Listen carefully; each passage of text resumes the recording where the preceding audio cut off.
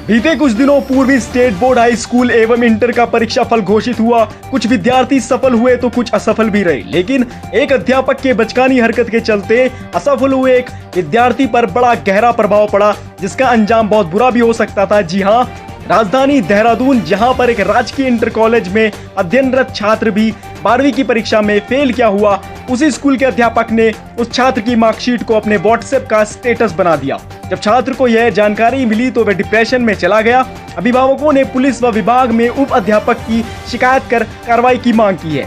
तो वहीं आरोपी शिक्षक भी अपनी इस हरकत पर अफसोस जता रहे और अपनी इस गलती के लिए माफी भी मांग चुका है। छात्र की मां ने मुख्य शिक्षा अधिकारी से शिकायत दर्ज कराई। बताया गया कि छात्र नेशनल लेवल पर फुटबॉल खेल चुका है। उधर आरोपी शिक्षक भी मान रहे हैं कि उनसे गलती हुई है और उनके खिलाफ विभाग की जांच चल रही है।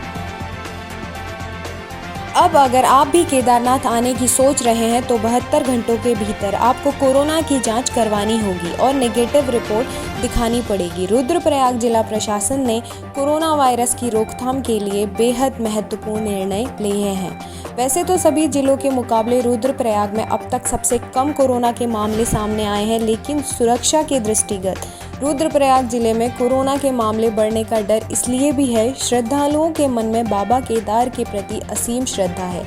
ऐसे में केदारनाथ धाम में हर साल सैकड़ों लोगों की भीड़ लगती है। कोरोना के कारण इस साल केदारनाथ में श्रद्धालुओं की संख्या कम है, मगर तब भी लोग दर्शन के लिए आ रहे हैं। ऐसे में रुद्रप्रयाग में सावधानी बरतना बेहद जरूरी है। इसी को देखते हुए रुद्रप्रयाग जिले में केदारनाथ आने वाले हर यात्री के लिए, चाहे वो उत्तराखंड से हो या बाहरी राज्यों से, कोरोना जांच की नेगेटिव रिपोर्ट दिखाना अनिवार्य कर दिया गया है।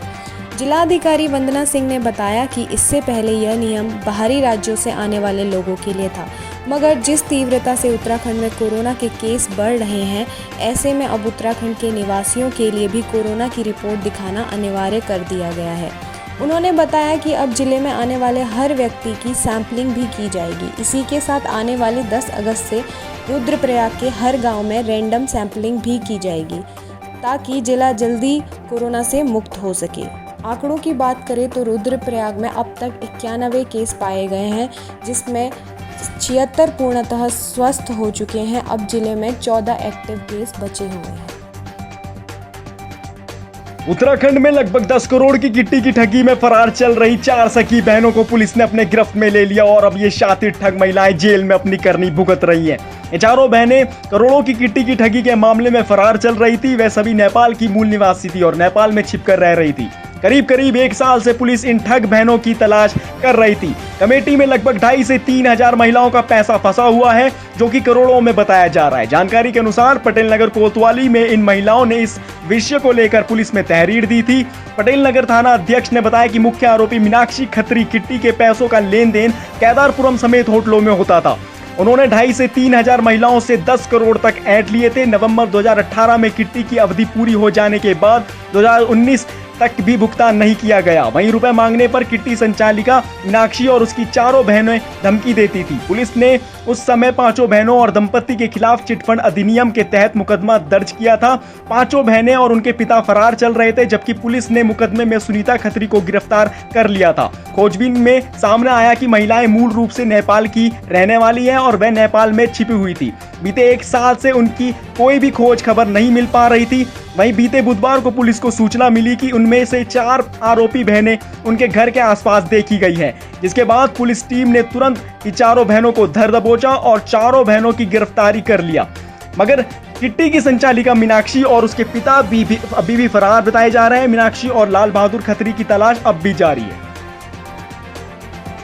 उत्तराखंड में जीरो टॉलरेंस की सरकार है, इसलिए अब लापरवाह और भ्रष्ट अधिकारी एवं कर्मचारियों की खैर नहीं। भ्रष्ट और लापरवाह अधिकारी एवं कर्मचारियों के खिलाफ सख्त कार्रवाई हो रही है। हरिद्वार जिले के बेसिक शिक्षा अधिकारी ब्रह्मपाल सैनी को निलंबित कर दिया गया है।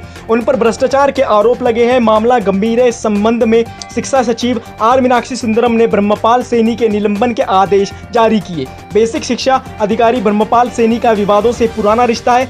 उन पर भ्रष्टाचार के आरोप लगे हैं। ब्रह्मपाल सैनी की उनके गृह जनपद हरिद्वार में पोस्टिंग को लेकर भी सवाल उठ रहे थे। इस संबंध में नैनीताल हाईकोर्ट में एक जनहित याचिका दायर की गई थी, जिस पर नैनीताल हाईकोर्ट ने कड़ा रुख अख्तियार करते हुए शिक्षा विभाग से बेसिक शिक्षा अधिकारी ब्रह्मपाल सैनी के खिलाफ कार्रवाई न करने की वजह पूछी थी। हाईकोर्ट के सख्त रुख के बाद शिक्षा विभाग ने ब्रह्मपाल सैनी के निलंबन की कार्रवाई कर दी है। सचिव आर मीनाक्षी सुंदरम ने हरिद्वार के बेसिक शिक्षा अधिकारी ब्रह्मपाल सैनी के निलंबन के आदेश जारी किए। 18 बिंदुओं के आरोप पत्र के साथ ब्रह्मपाल सैनी के निलंबन की कार्रवाई पूरी।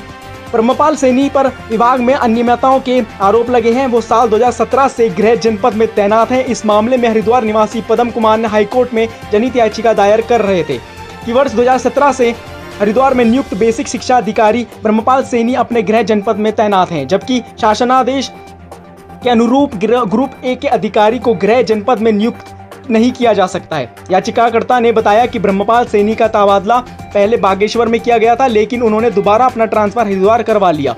ब्रह्मपाल सैनी पर विभाग में कई अनियमितताओं के आरोप भी लगे हैं। बहरहाल हाईकोर्ट के सख्त रुख के बाद शिक्षा विभाग ने ब्रह्मपाल सैनी के खिलाफ निलंबन की कार्रवाई कर दी है।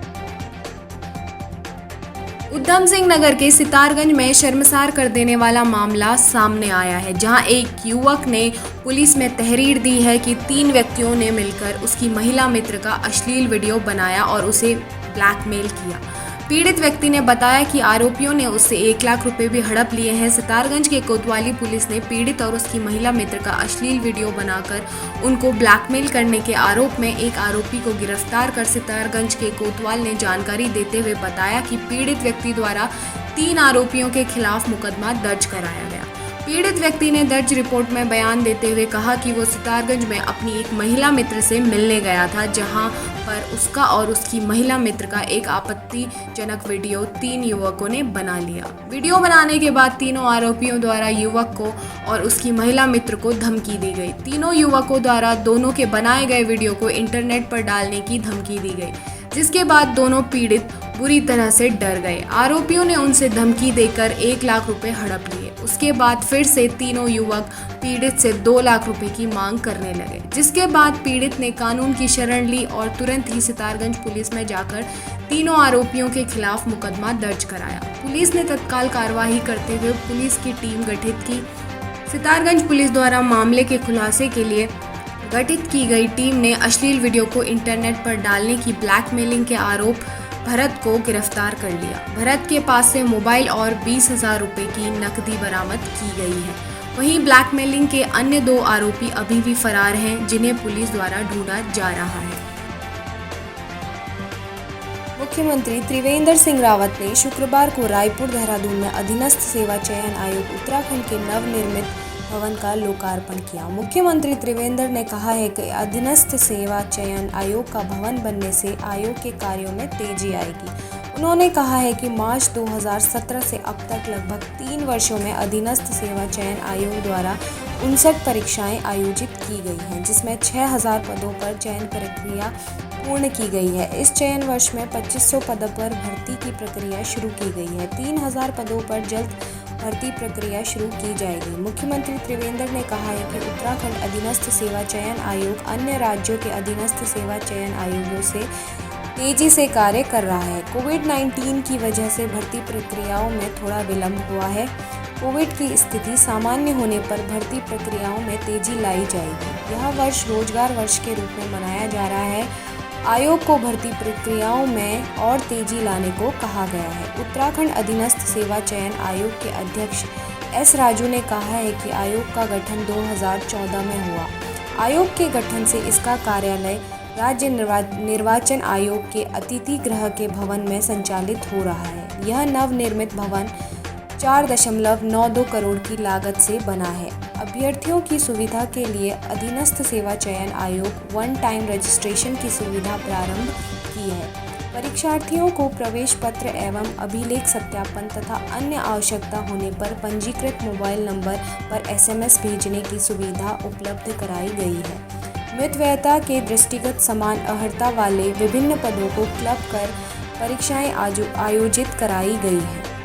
राज्य सरकार द्वारा आयोग को ऑनलाइन परीक्षाएं कराए जाने की भी अनुमति दी गई है। ऑनलाइन परीक्षाएं कराने वाला आयोग राज्य की पहली परीक्षा संस्था होगी। इसी वर्ष से ऑनलाइन परीक्षाएं प्रारंभ किया जाना भी प्रस्तावित है।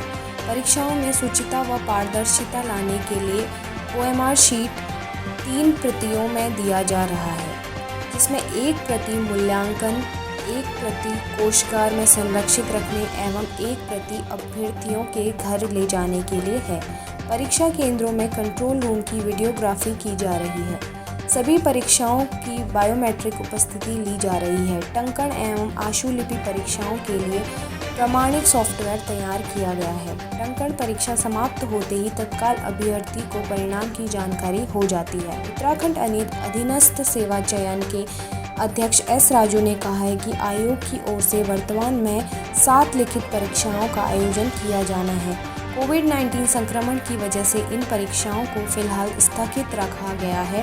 राज्य सरकार की अनुमति से सितंबर माह से इन परीक्षाओं को पुनः प्रारंभ किया जाना प्रस्तावित है।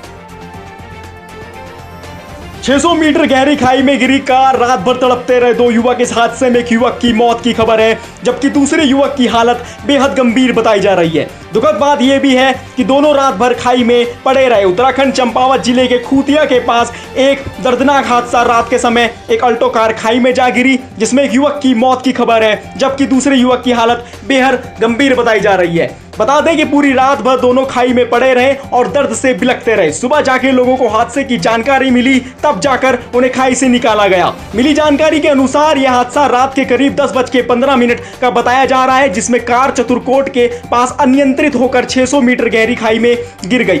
रात के समय इस हादसे में वहां पर कोई मौजूद नहीं था और ना ही किसी प्रकार की आवाजाही थी। इस वजह से किसी को भी दुर्घटना की जानकारी नहीं मिल पाई। घर न पहुंचने पर शुक्रवार की सुबह दोनों युवक के परिजनों ने उनकी खोजबीन शुरू कर दी। इस दुखद हादसे के बारे में जब उन्हें पता चला तो उन्होंने सूचना पुलिस को दी और इसके बाद पुलिस ने ग्रामीणों की मदद से उन्हें बाहर निकाला, लेकिन तब तक देर हो चुकी थी और कार में सवार एक युवक की मृत्यु हो चुकी थी। घायल को तत्काल उपचार के लिए जिला अस्पताल ले जाया गया। अस्पताल में डॉक्टर ने बताया कि उसके सिर पर बेहद गंभीर चोट है। इधर पुलिस दुर्घटना के कारणों की जांच कर रही थी।